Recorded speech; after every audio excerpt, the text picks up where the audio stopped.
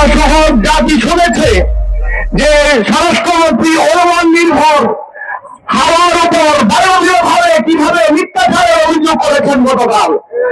আপনারা শুনেছেন, আমরা জানি রাসূলুল্লাহ সাল্লাল্লাহু আলাইহি ওয়াসাল্লাম বলেছেন আয়াতুল মুনাফিক সালাসুন, মুনাফিকের মানে নিদর্শন আলামত হলো তিনটা। ইদা হাদ্দাসা কাযাবা, এক নম্বর যখন সে কথা বলে মিথ্যা বলে।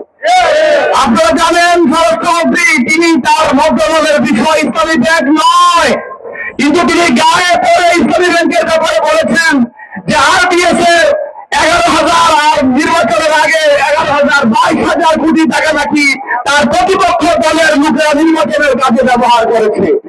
এটা তিনি সম্পূর্ণ মিথ্যাচার করেছেন, কারণ ইসলামী ব্যাংক থেকে প্রতিবেদন এসেছে যে RBS এর অর্থের পরিমাণ সব মিলে 8,000 কোটি টাকাও নয়। তাহলে যার টোটাল মূলধন হচ্ছে 8,000 কোটি টাকা, তাহলে 22,000 কোটি টাকা তার প্রতিপক্ষ রাজনৈতিক দল নির্বাচনের কাজে ব্যবহার করে কিভাবে, এটা জাতি জানতে চায় ওনার কাছে, উনি স্পষ্ট মিথ্যাচার করেছেন। সম্মানিত সাংবাদিক বন্ধুগণ, বাংলাদেশের সরকারকে মুসলিম লোকদের স্বরাষ্ট্রমন্ত্রী মিথ্যাচার করবে, এটা আমরা সহ্য করতে পারি না। রাসূলুল্লাহ সাল্লাল্লাহু আলাইহি ওয়াসাল্লাম বলেছেন কাফা বিল মারই আইয়াকুনা কাযিবান আইয়ুহাদ্দিসা কুল্লামা সামিয়া, একজন মানুষ মিথ্যাবাদী হওয়ার জন্য এটাই যথেষ্ট, সে যা শুনবে তাই বলবে।